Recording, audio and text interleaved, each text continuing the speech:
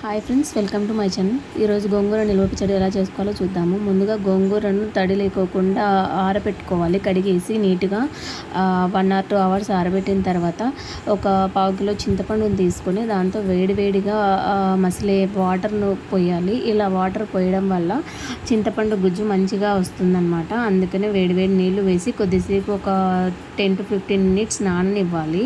ఇలా నానిన చింతపండు గుజ్జును మనం పక్కన పెట్టుకోవాలి.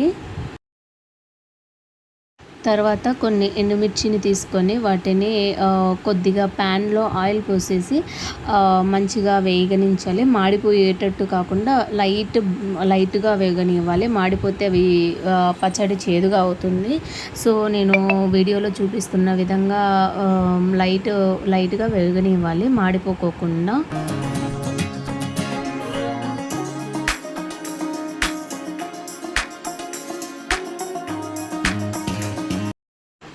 ఇలా ఎండుమిర్చిని వేపుకొని పక్కన పెట్టుకోవాలి. తర్వాత ఒక 2 టేబుల్ స్పూన్లు మెంతులను తీసుకొని బాగా గోల్డెన్ బ్రౌన్ వచ్చేంత వరకు వేపుకోవాలి. ఇలా చూపిస్తున్నట్లుగా వేపుకొని పక్కన పెట్టుకోవాలి. వేడి నీళ్ళు పోసుకొని చింతపండును పక్కన పెట్టుకున్నాం కదా, ఆ చింతపండును వాటర్ కన్సిస్టెన్సీ పోయేంత వరకు బాయిల్ చేసుకోవాలి. గుజ్జు మొత్తం వాటర్ లేకోకుండా ఉండేంత వరకు బాయిల్ చేసుకోవాలి.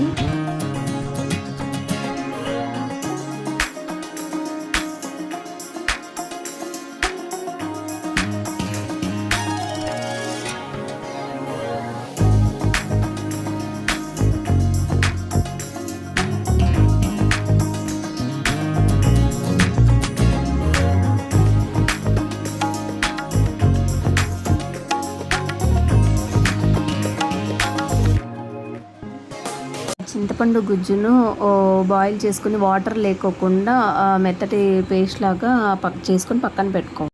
తర్వాత ప్యాన్లో 2 టేబుల్ స్పూన్లు నూనె వేసుకొని గోంగూరను వాటిలో బాగా మగ్గనించాలి. బాగా మగ్గిన తర్వాత వాటిని పక్కన పెట్టుకోవాలి.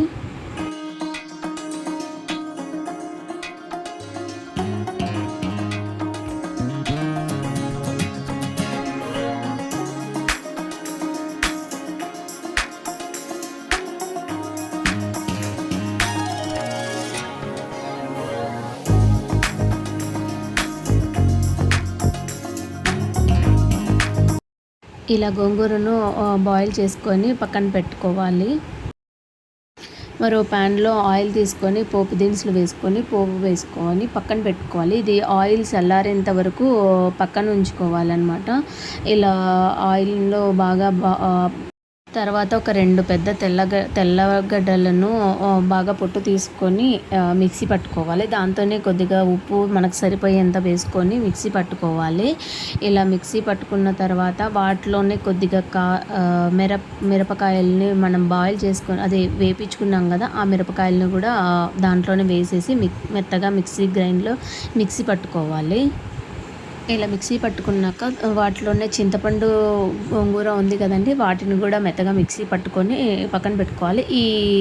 ఈ కారం పొడిని ఈ గోంగూర పచ్చడిని 2 కలిపేసి మిక్సీ పట్టుకొని మనము దీంట్లో ఆయిల్ మనం పోపు దినుసులు వేసుకున్నాం కదండి, ఆ పోపు దినుసులను వేసుకొని బాగా మొత్తం కలిసేటట్టు కలుపుకోవాలి. ఇలా కలుపుకొని ఒక 8 డబ్బాలో పెట్టుకుంటే ఇది 1 year వరకు స్టోరేజ్ ఉంటుంది. ఇలా స్టోర్ చేసుకొని మనం ఎప్పుడు కావాలంటే అప్పుడు అన్నంలో వేసుకొని వేడివేడి అన్నంలో వేసుకొని తినొచ్చండి. ఇలా వేడివేడి అన్నం పెట్టుకొని వాటిలో ఒక ఫ్రై ఐటమ్ ఉండి కొంచెం నెయ్యి వేసుకొని వేడివేడి అన్నంలో కలుపుకొని తింటుంటే అబ్బా, గోంగూర అంటేనే మనకు చాలా ఫేమస్ కదండి. మన తెలుగు వాళ్ళ ఇంట్లో గోంగూర పచ్చడి అంటే ఖచ్చితంగా ఉంటుంది. సో మీరు కూడా ట్రై చేయండి, ఎలా ఉందో కామెంట్ చేయండి. నచ్చితే లైక్ చేయండి, షేర్ చేయండి, సబ్స్క్రైబ్ చేసుకోండి నా ఛానల్.